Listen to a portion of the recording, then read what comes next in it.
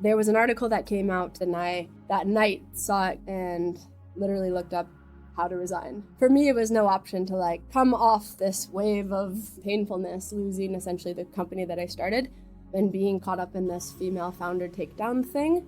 But I had no choice but to get back on the horse. It's amazing to be able to start again and being able to do so a second time with all of this experience under my belt. I'm a much more refined and savvy brand and businesswoman.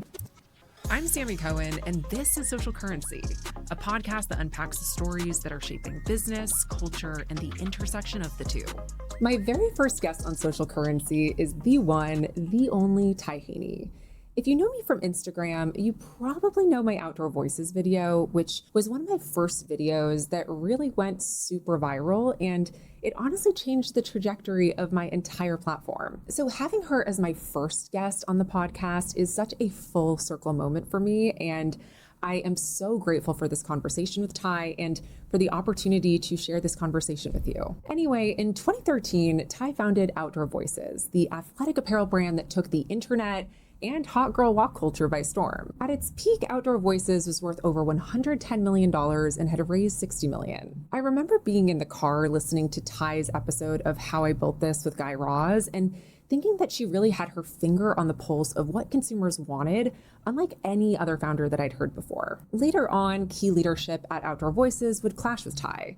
Notably among them was Mickey Drexler, who was the former Gap and J.Crew CEO and the chair of the board for Outdoor Voices. Then Ty was forced out of the company and cut to no one's surprise, Outdoor Voices is now a shadow of its former self. If I were Outdoor Voices, I would be begging her to come back in some capacity. But Ty is now taking on two new industries with her current ventures. There's Joggy, a clean energy drink, and TYB, which is a brand loyalty and engagement platform. Today, we talk about what I think has always been Ty's superpower, which is building community within a brand. So many companies try to do this, but they should really be taking notes from Ty. She shares the tactical ways that she created community at Outdoor Voices and how she's doing this now at her current companies. She also gives some hot takes on the girl boss culture that Outdoor Voices grew up in and the counterintuitive challenges with successfully raising a ton of venture capital, and advice for anyone who is the face of their brand. This is Ty Haney Social Currency.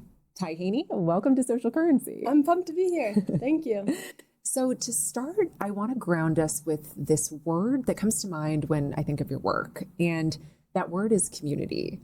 You are such a skilled founder with a superpower for cultivating the sense of community. So in your words, what does community mean to you? Yeah, I love that.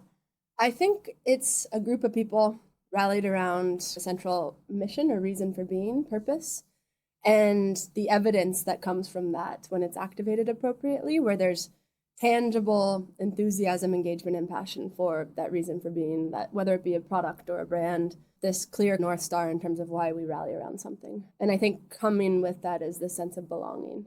But I love community. I very much believe in it as something that's central to how we build brands and businesses that last, and making it something that's tangible, measurable, and there's evidence of it is part of what I've really focused on in my new business. It's very evident that the communities that you build throughout your various companies have that sense of belonging, of connecting to the customer.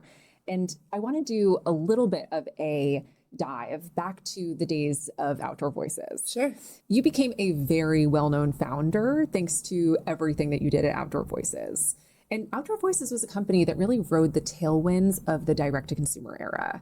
So looking back on that time period, what's one of your fondest memories of building Outdoor Voices in the early days? It was interesting with Outdoor Voices. Our mission was to get the world moving. And so really the positioning of the brand was all about freeing fitness from performance. So the Nikes, Under Armours, Lulus of the world love them, but they, in a lot of ways, prioritized being most athletic, strongest, and fastest. And OV really found success by flipping that positioning and instead prioritizing how do we inspire people to be active for the fun of it with friends? Do it every day. Is it with your dog? Is it with your kids? Doesn't matter. It's just about getting out there and connecting the dots from a day-to-day standpoint. And so as we think about OV and what the magic moments were, it was really almost flipping the playbook of direct-to-consumer at the time, where everybody was going online, spending money to acquire customers through Instagram and Facebook, and really the playbook that worked for us was, I called it activate IRL and then amplify through digital and social. And so we really created and stood up these rituals for activation through movement, dog walking clubs, hikers clubs, yoga in the park, very much prioritized that activation and connection IRL, like in person where you can high five somebody.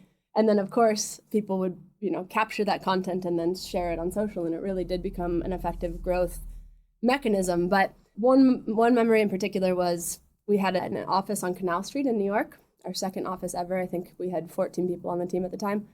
And one of our values at the company was it starts with us. And so every Friday we would go for lunch to the basketball court down on Canal Street, and the team, made up of good and bad players, would play together, like recess effectively.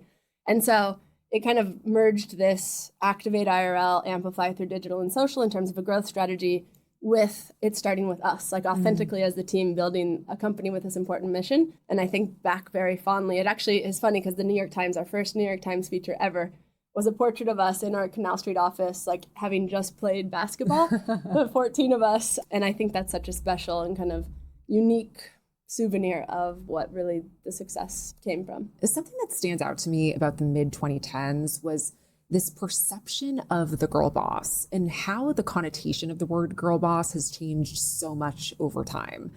Back then, there was this fascination around the female founder who was building companies specifically for women, but by the end of the decade, things had changed drastically.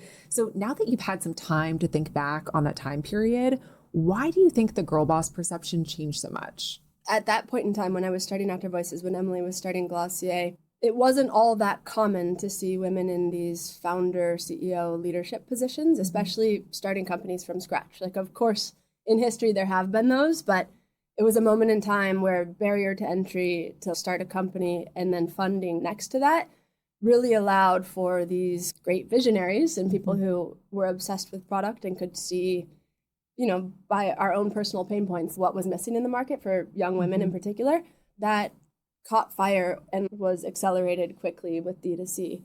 I think at the same time, whether this was intentional or not, we became stories like connected to these brands and people fell in love with it, but it ultimately also became an Achilles heel. And so we had this really beautiful rise of exciting founders and brands and people really emotionally connected to these companies. And then I think at the end of this, and we felt this similarly, that exposure being the face of the brand became an Achilles heel. I remember at the end of my chapter at Outdoor Voices, there was a BuzzFeed article that had allegations around, I think it was someone on my team like having to clean up my dog's poop at some point in time in the office. And I thought my life was over when that story was about to break with these crazy allegations. But for whatever reason, there had been this trend for journalists to go interview ex-employees of a company, potentially people who had been fired or let go. And that became this sensationalized clickbait story, which really made these journalists and these outlets make money. And so we had set ourselves up to be these brands that people really cared about, but then it flipped on us. I think I'm very grateful, and I'm curious your thoughts here. I think people are becoming a little less sensitive. So there's potentially less importance in takedowns, particularly with female founders. And what's been most important to me, having gone through that, and 90% of my time building Outdoor Voices and being a young founder, having started Outdoor Voices at 23, was amazing. And I can look back at that and tie a bow on a masterclass. Thank you. I know much better how to run a business today and what I will do again and what I won't do again and who I'll play ball with. But the most important thing for me is just starting again. So for me, it was no option to come off this wave of, awesomeness and then painfulness, losing essentially the company that I started and being caught up in this female founder takedown thing. But I had no choice but to get back on the horse. And I think for me, modeling that behavior has become very much kind of part of what's so important with TYB and Joggy. We can start again. It's amazing to be able to start again.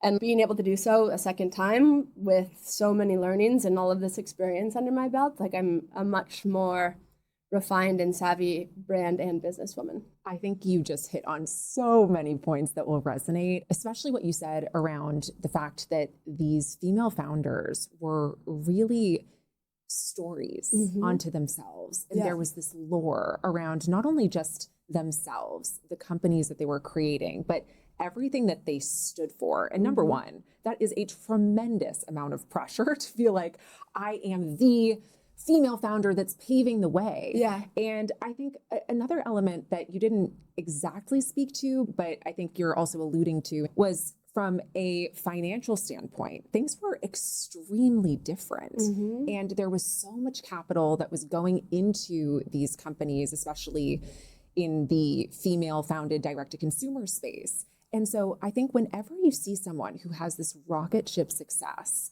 as you said, it's an Achilles heel, but it's also a target on your back. For the second that things turn, people are like hyenas, willing to just jump out and attack. And I think now that we've had nearly 5-10 years from when the hype of this era happened in the first place, I think we can now start to see and almost do a post-mortem on the why and how it even happened in the first place. Yeah, no, 100%. I'm appreciative of the current state of the environment because it feels like it's neutralized in a sense. And I think female founders or just founders in general, we're here to make money. And all eyes and the full team and the full force of our efforts are able to say that. We're almost like 10 years ago, and maybe it was just my youth. I didn't fully understand that as the mission because the brand felt so important. And so when you run a business, when you take the responsibility on of raising capital and taking investor money, like you are fully 100% accountable to seeing that through, and ultimately this being a for-profit business. And not that that wasn't clear to me before, but with my experience, and I think a lot of us as first-time founders, female in particular, were able culturally to show up and commit to that in a way that maybe didn't feel as okay in the past. Yeah, I definitely think, and I agree with you, that the culture around all startups, not even just female-founded ones, there has been this collective, perhaps, agreement that the brand, the marketing of a company, that's all important, but ultimately the numbers are what is going to be driving the business, the profitability, your P&L. Whereas before, that was almost like the sideshow of like, this is what we're doing. And it was very hand wavy. It speaks to the venture capital environment and the money in the space where it was okay to not be profitable. Totally. Yes. We had stories and products and fandom that were very investable, but in a lot of ways, as young founders, we were able to raise too much money too quickly, and then the stakes got so high, like growth at all costs and like massively compounding quarter after quarter. And when you're selling things in a physical widgets, so leggings in our case, things can go very wrong when it's an inventory business. And so those variables compressed, and then this mandate to grow at all costs in a lot of ways made the wheels come off in situations that probably didn't have to go that way. So D2C is cool. I think many of us found ourselves in that equation where we were able to raise a lot of capital. The stakes got very high, and then maybe didn't have the infrastructure or certainly the experience to know how to navigate that in a way that, you know, the outcome and kind of the sustainability of the business would be in the best interest of all the stakeholders. And there was also no one that was telling you otherwise, right? It was all of these potential investors, your stakeholders, everyone who had something to say about the money that you took into the business. No one was probably saying, pump the brakes, let's get you to profitability, and then you can take on more money. It was just, here's more capital, keep growing, open all these retail stores, continue to grow and expand. And I think now it's so easy to play armchair expert and say, oh, well, all of these companies just raised too much money, when it was just a state of the times, really. 100%. I want to talk about an article from The Cut that came out in 2023. And this was a few years after you left Outdoor Voices, where you were actually very open about how you felt the brand had changed since your departure. And it seems like people were almost surprised that you were still thinking about the company that you had worked at and created. And I'm curious why you think people were even surprised by that. That cut article, bless them. That was quite funny. I just remember sex and bananas is like my two favorite interests, so that was nice. Nice of them, marked in time forever. Anyway, I think if you haven't been a founder yourself, you could certainly have a perspective, but you don't really know. You don't really get it. Like, I don't know why people would be feeling that way. I think for me, OV, it's deeply rooted in me. It's in my DNA. It's from how I grew up. And so obsession is what comes up for me. Like when you're a founder, when you truly commit to taking something from zero to something, it requires an insane obsession. And so it took a number of years for me from when I resigned at Outdoor Voices, and the resignation details are kind of funny. I'll tell you about those. Yeah. It took a number of years to understand or work through, like, why did this happen? Like, I was so focused on growing this thing and purely intentioned. How the hell did this happen? And so I still haven't fully reconciled that, but I've been able to like emotionally grow past it in a way that I can be grateful for. But OV will always be part of my story and part of my DNA. And it's something I wake up and am driven to do personally, and then help other people tap into, which is find a way to move because it maximizes happiness. So it's an important mission, and there will be for sure upcoming ways to kind of like thread that back in, Joggy being a different vehicle for that same mission, but it's something that's never going to leave me. But yeah, I think I'm actually curious your thoughts on that question with the cut. The cut just, I'll pause there. I read that article last night. Beautiful.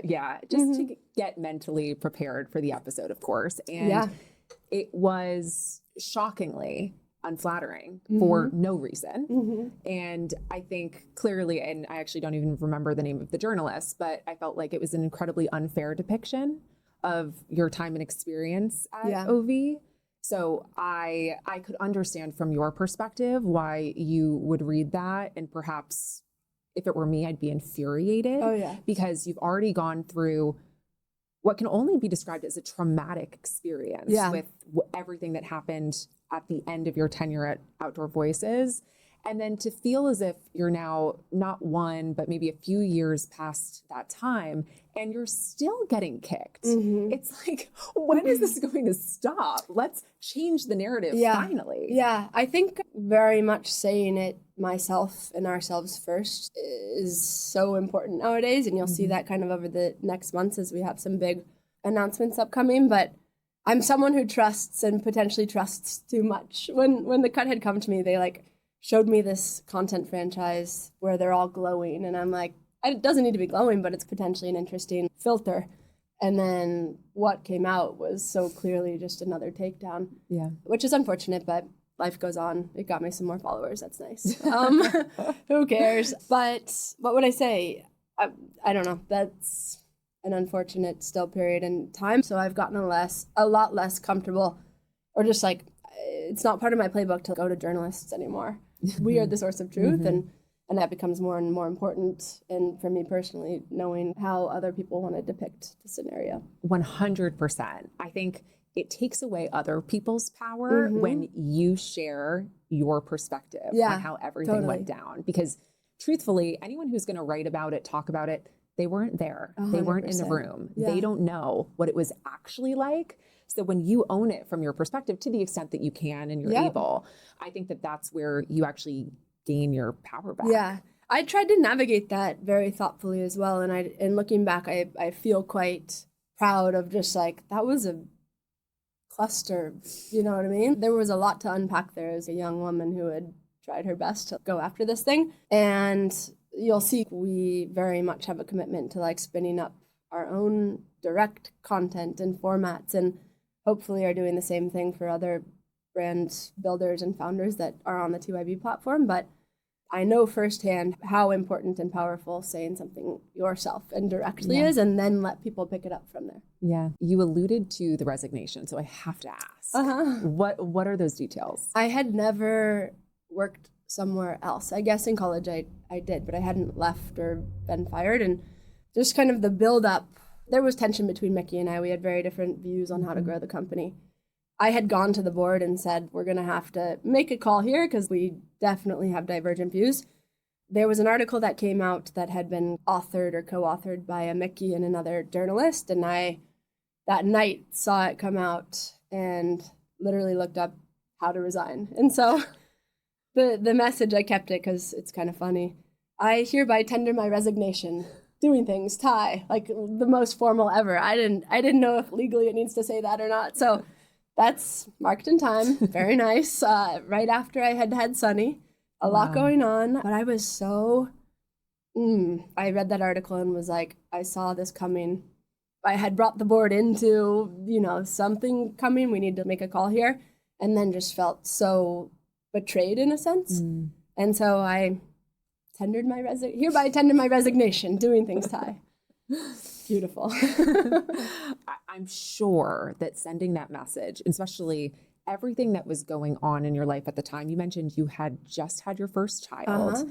I cannot even imagine what all of that must have felt like at the time. So I'm curious, now that we are safely past that time and your experience at Outdoor Voices is thoroughly put to rest. Yeah. I am curious to hear from you what the number one business lesson is that you take. And it sounds like there are many, but what is one business lesson that you take from that Outdoor Voices chapter? Yeah, full stop, ownership matters. And this ties back to how you fund the company. But at the end of the day, we had raised a bunch of money. And as you looked at the cap table, I had diluted myself to a point where I didn't have control. So I didn't have enough of ownership of the company to be able to control whether we move someone out or not. And so that's a pretty helpless position to be when you're the one who started it and are used to having kind of full agency, autonomy, et cetera. And so it's really impacted how I think about setting companies up and the cap table and how you fundraise and what amount of capital you're willing to bring in, because at the end of the day, ownership matters or you lose control. I think that is an incredible takeaway for the audience because if you do not have ownership, and I was actually speaking with someone about this the other day, but it's actually pretty crazy when you look at cap tables sometimes where you'll see a founder who has a moderately successful exit, but if they own 100% of the company or even the majority of the company, the amount of money that they have at the time of the exit versus someone who raises hundreds of millions of dollars but is diluted. And then there are potential liquidation preferences or drag along rights, and the investors end up taking almost all of the money. It is such a drastic difference. And you can have truly the first exit where the founder owns the majority of the company. It can be a much smaller exit. Right. But much more fruitful, obviously. 100%. And that's something I wish I had learned before doing it, but I do understand. I think in my first fundraising go, I had heard investors be like, I only invest in second-time founders. And that kind of tracks because there's certainly a lot you don't know the first go.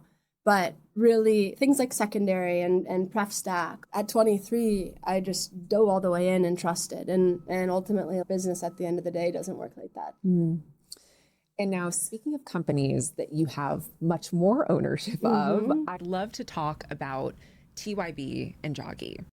So before you even started those companies, in the period of time post Outdoor Voices, when you were still very much scouring the landscape, trying to figure out where you were going to go into, what was your framework for identifying opportunities that you felt were truly disruptive? Tapping into kind of what I am obsessed with, and that is building this recreation universe. Again, committed to that mission of movement. And it's such a wide open lane. It's shocking to me.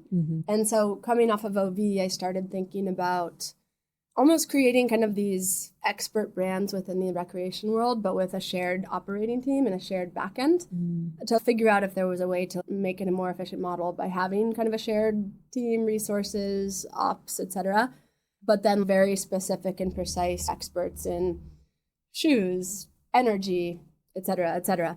Joggy was the first brand in a box. And I had started Joggy because at my time at Outdoor Voices, drank a lot of Red Bull. And as I clicked into the ingredients, it was like, this is not a recipe for energy in the long run. So I tapped a group of scientists in finding the most premium plant-based energy, caffeine source.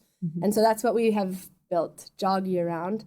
As I started thinking about going to market with a From Zero brand, I remembered with Outdoor Voices, we had obviously a very strong and evident community. And it it became our most productive and profitable growth channel at the end of the day. That said, at Outdoor Voices, we had over 10,000 ambassadors called doers. We would engage them in things like coming upstream in product development type processes, picking colors from a line sheet, like helping us from an insights and preference standpoint be smarter about our buy decisions. They'd host local events at their universities, et cetera. They'd submit UGC, all of these things as brand builders and business builders that we knew to be very valuable. We could take that content and then put it on our channels and use it in paid, et cetera. That said, it was engagement that was valuable, but we didn't have a tool to make it measurable. And so I remember back at Outdoor Voices, sitting in a boardroom, a lot of D2C brands had found success spending money on Instagram and Facebook, like 30 to 40% of what they'd raised to acquire customers. Meanwhile, our community strategy, as we connected the dots from a data perspective, anyone who came through our community strategy and community playbook was 4 times more valuable over time. That, however, was really difficult program to manage across a variety of channels. So Slack, Google Docs, DMs, emails. And then most importantly, it was hard to measure and essentially sit in that boardroom and be like, this is the ROI on community. Therefore, we should go put more dollars here versus to Instagram or Facebook, whereas we acquire customers through here, they don't stick with us. And so I really became obsessed with proving that community can become a growth channel. And I had started Joggy and started thinking about going to market. And that's where the idea for TYB and creating this community tool that would allow a brand from zero to tap into creating and cultivating this community that could essentially become a more efficient way to grow than funneling dollars through discovery optimized ad platforms. So started Joggy. TYB came to mind from a platform perspective as something that I wanted to use in this day and age to go to market. And then it was off to the races from there. And to double click, because this sounds really interesting and I want to make sure I got it right. Yeah. So when you were describing the companies, you said that you initially thought it would be really a great model to have this shared resource team. Is that what is currently in place for Joggy and TYB? It's shared resources across the two companies? It was. So okay. It was going to be these brands like Joggy with a shared back end team. But as we started to go to market, the idea for TYB, the app, the platform, came to fruition. And so we started working on that in parallel with Joggy. So we started to raise money for TYB, the platform. Essentially, TYB is a rewards app, and it really started to take off. It was beneficial early innings to have Joggy as an owned brand. So TYB at the time owned Joggy because we could dog food or use Joggy to understand what was working or not with the platform and the tool. As we've grown, so a number of years in, we separated the two. In September, Joggy spun out of TYB into its own company. It has its own team, its own resources, and TYB similarly. TYB is a software kind of SaaS company, and so it didn't make sense to have the two together, but there were benefits early on, and that is the walk-up in terms of how both have come to fruition. Yeah, when I was initially envisioning it, I'm thinking of, because I have a little bit of background in the beverage space, and I'm thinking beverage is such and any industry you can say is niche because every industry is so different. But I'm just thinking of like supply chain for getting the ingredients. Yeah, totally versus different. The software. Totally like, different. These people are jacks of all trades. No, they don't. 100%. Yeah. So we kind of I put on ice this idea of physical product brands with a shared backend because TYB, the app, became so obviously what I needed to do next.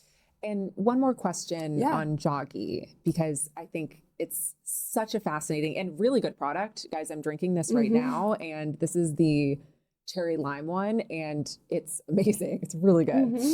I'm curious, because obviously Outdoor Voices was a physical goods product, right? You had an experience with Outdoor Voices, and some people would say that it probably would be a good idea to not go into the consumer packaged goods space, but you decided to jump right in. Yeah. And so I'd love to hear your perspective on why you were excited about Joggy given your CPG experience. Energy as a growth category has been on fire lately. I think we're seeing with a lot of the recent CPG exits with Poppy, Siete Foods, et cetera, there's massive tailwind behind better for you products. Energy as a feeling, it's a need state. And so it's not nice to have, it's need to have for many people, and something that they're having or consuming multiple times a day. At the end of the day, it was really solving for a personal pain point. And then it became so obvious to me that there's no clear winner brand in the clean energy category. Though it's from a financial standpoint and then just a need state standpoint, such an important category. And so I kind of joke, but it's been almost like a hobby project that's now gone to market and is turning on. We just went into 900 targets. We have an amazing COO and team around it, and it's off to the races. My main focus really is on TYB, so I've been fortunate to take my time getting the product right and then have almost set it free with an operating team that does have deep beverage and CPG experience. And I get to play where it's fun on the product and brand side. But TYB is my main thing. You spoke to the acquisitions. I remember reading, it must have been a few months ago now, but Celsius acquired, and it starts with an A. Alani Nu. Yes, yes. But it really supports, I think, your goals with Joggy to provide, I believe, I'm not actually even fully sure how clean that product was. It's not, which is crazy. Oh, okay. So the two things that we're up against, which just feel like no-brainers that we need to replace, are synthetic caffeine. So synthetic caffeine gives you that jittery kind of like rocket ship up and crash. And then fake sugar. So sucralose is in Alani Nu. Like they're still ingredients that are not good for us and things that market themselves as healthy. We found essentially the most premium organic caffeine from the guayasa plant. It's called Amati Max. That's what gives you the buzz of Joggy. And then we've rounded it out with real organic juice, L-theanine, lime juice, and water. It's very simple, but it gives you that spark, that focused, beautiful kind of buzzy energy.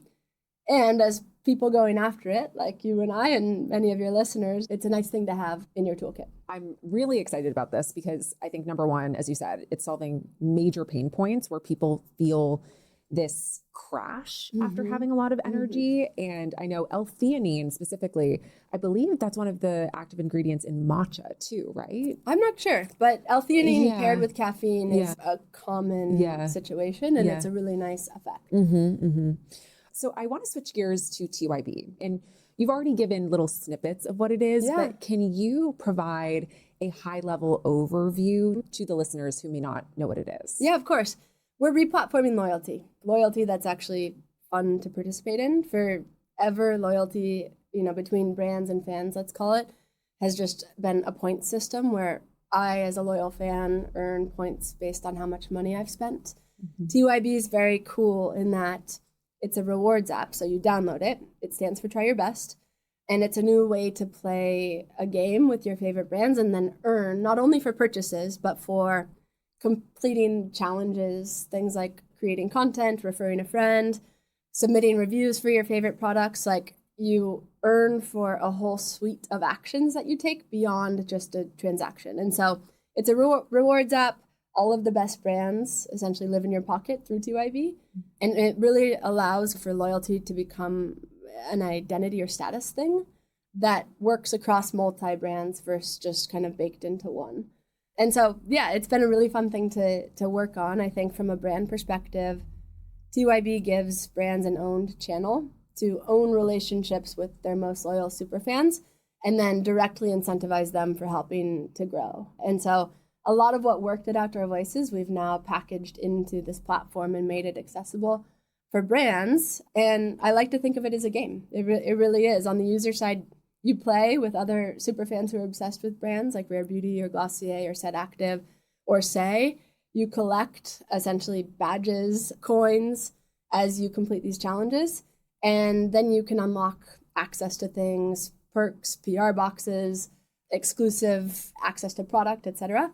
So play, collect, earn on TYB, and it's essentially a new way of creating a loyalty experience that you actually want to be part of. The fact that it is specifically a channel where brands can now own the relationship to their customers, that is massive. And I think from the founders that I've spoken to that are especially in the early stages of trying to understand the best way to connect with their most loyal fans, the fact that you can have a direct channel and understand the data around them, that that's just so much harder to really assess Yeah. through these larger mega platforms. Yeah. I see that as being one of the strongest differentiators and also value propositions of TYB. Yeah, I think the holy grail is making community and your members of that community measurable. And forever, those relationships have been disintermediated by an Instagram or a TikTok, where I, as a brand, go put all this effort into growing my community or following on Instagram, but I don't have any level of depth in terms of what the composition or kind of details around those people who are participants, supposedly. And so that's what owned means, is with TYB, as people join your community, anything that they're giving you in terms of zero-party data, preferences, insights, actions that they've taken, coins earned, and status, all of that on the brand side is viewable in essentially your community CRM. And then we have really cool integrations with Shopify and Klaviyo. And so as you have this rich data that ports into Klaviyo and makes essentially all your performance marketing, email, et cetera, like more personalized and sophisticated because of all this rich data that you're able to port from members that engage with you on TYB into your email service. And then on the Shopify front, it's quite cool. We're able to compare the value of a member versus non-member and over time. And so the holy grail of loyalty is how do we make members more valuable over time? And it's, I think we have 200 brands on platform now, and there's two metrics that really matter. When you look at community members versus non-community members, increased frequency of purchase, and then increased lifetime value. That's essentially what the tool does for brands. And really at the end of the day, it's proving that community can become a growth channel. And customers, it sounds like they are loving it. The fact that they get to feel as if they have almost this insider pass. And sometimes it sounds like you said that you had 200 brands on the platform. The brands are using TYB in many different ways, but the common thread is that they are trying to get their customers, whoever's part of their TYB platform, to either help make critical decisions, be part of some kind of process on, hey, we're launching this new product, like help weigh in on what that is. And I think that there's really something special about giving customers more of a voice. And it sounds like what I love so much about this, and I'm truly passionate about what you're building, is it's really feeling like a win-win for both sides. Exactly. It comes down at the end of the day to brand fan incentivization. We call it community commerce. And so that's the crux of it. And for me, the future of brand building is two-part. It's co-creation. So almost taking that Reddit thread, let's say Glossier Reddit thread, where there's clear evidence that people really care and talk about the brand, in-house, and then rewarding for productive and valuable behavior. When you were in the early days of TYB, what were those initial pitches like to get brands on the platform before they even knew what it looked like? Yeah. I mean, there's such a standard for what traditional loyalty programs look and feel like. It's like baked into your site as a brand. It's points for purchases that you then earn on your birthday. It's such a rote, I guess, program.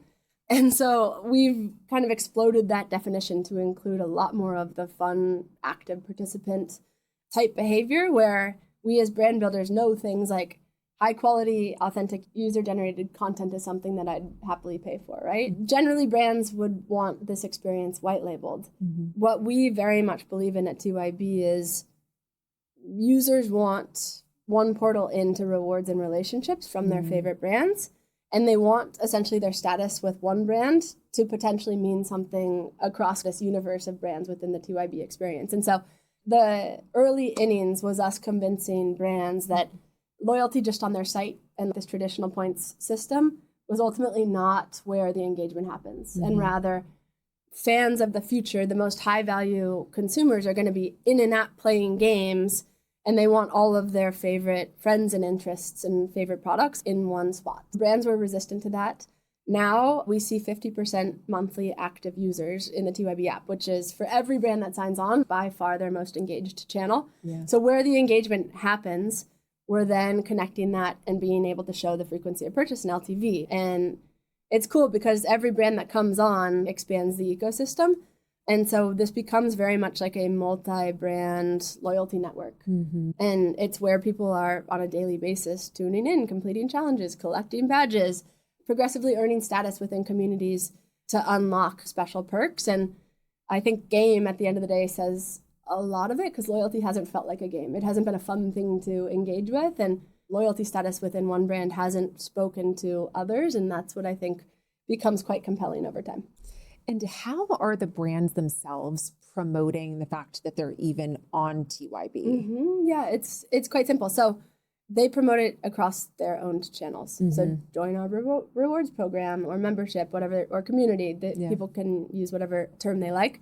But it's simple. You're essentially like taking a link, brand.tyb.xyz, across email, across social, linking to it, and then your users unlock a membership collectible and then have access to your world where they can share or play with other people that are part of the community and complete challenges, shop, etc. Mm-hmm. Has it been easier building, especially in the early days, TYB as a second-time founder?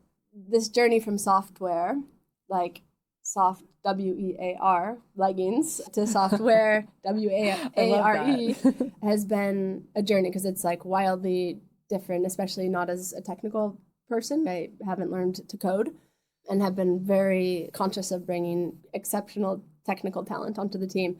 It's been interesting because, again, like similar to Joggy, we've been solving for a pain point that I, in my early innings, felt deeply. Mm-hmm. We didn't have that direct access to our superfans or a tool to prove that this engagement ultimately can be quite valuable.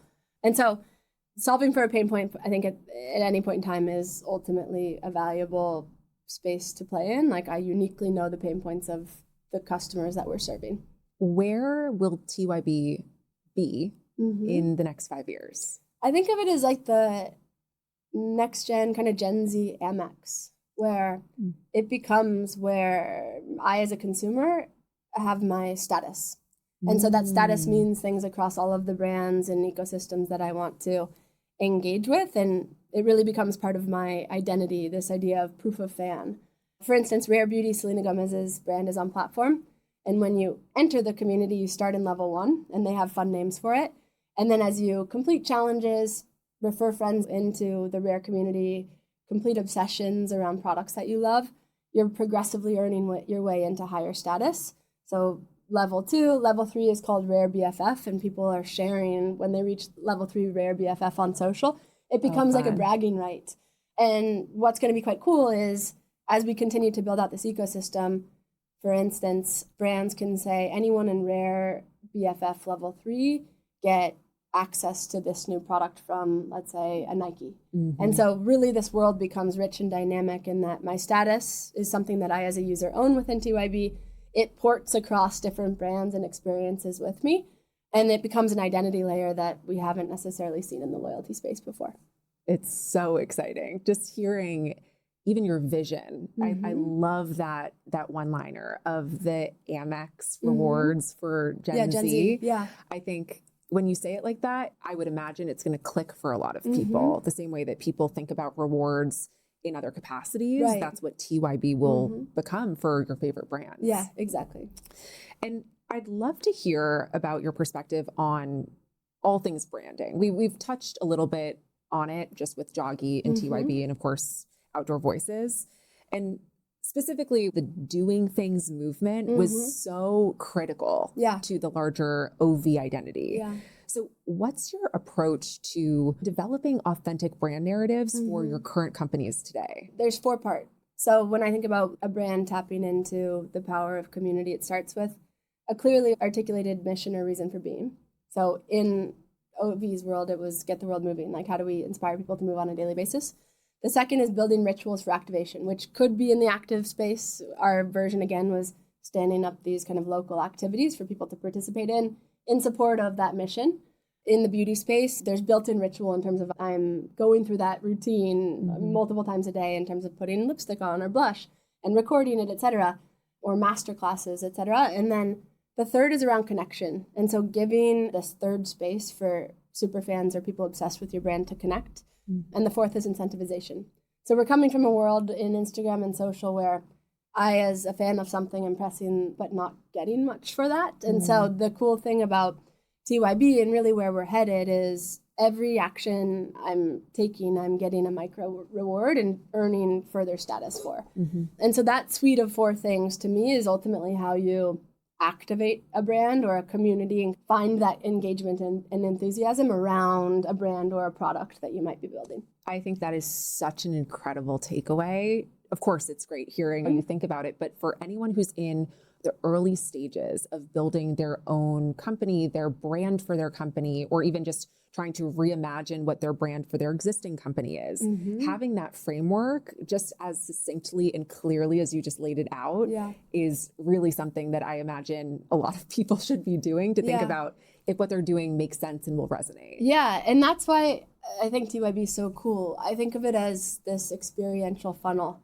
And so quite simply, what the tool allows you to do is to create automated engagement campaigns, and they live next to any marketing campaign. And so the tool lives in parallel with any marketing campaign you might have on your roadmap.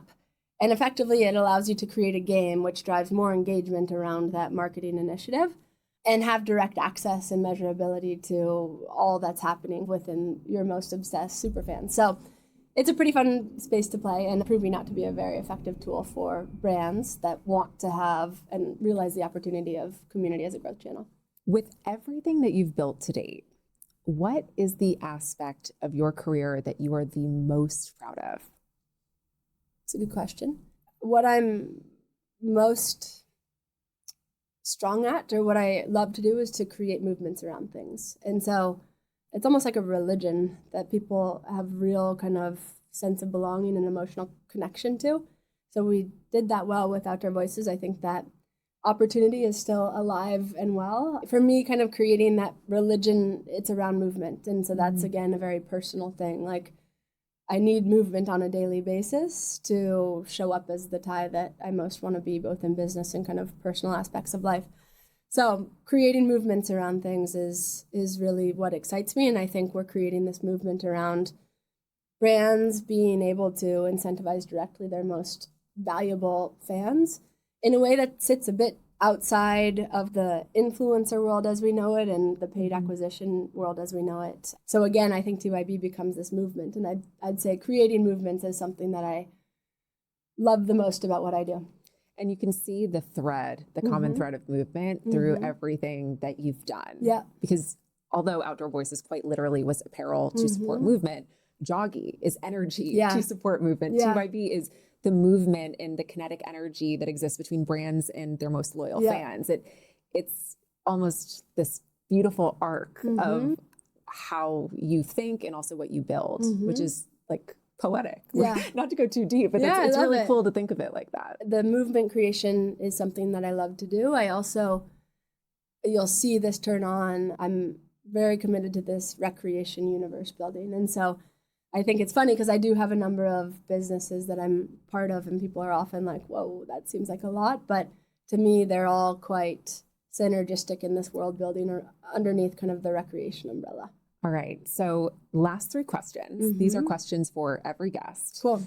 The first one is, would you be able to share a system that you have that benefits your career or business? I very much believe that compression of time creates value. And so particularly in startups and when you're really trying to go from zero just concept to actually something with traction in a real business, pace matters. And so the quicker that you can test something, learn, evolve, iterate, I think that's something I've really loved about building in the tech space is you're running sprints, 2-week sprints, and here's what we're going to get done in this amount of time. Like by when is a really crucial endpoint from a management standpoint to compress time around getting things done. And so that's more just of a operating offering.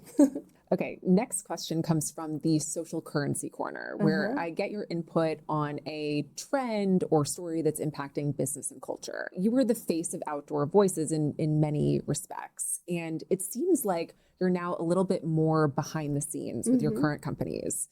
Yet now building in public with founders as the face for brands is extremely common. So since you've been on both sides of the equation, what do you think the best way is to grow a consumer-focused company? Yeah, I think it's a team sport. So there certainly can be a Michael Jordan or kind of the star of the team, a Steph Curry, but then there's a cast of characters that all each have an equally important role. And I think not just having a single point of failure with one face is the way of the future, though again, there is such power in having people kind of attached at the forefront of these businesses. It's an emotional business, it's an entertainment business, but I think rather than one face, it's a team of people, it's a team sport, and that's really where there's strength.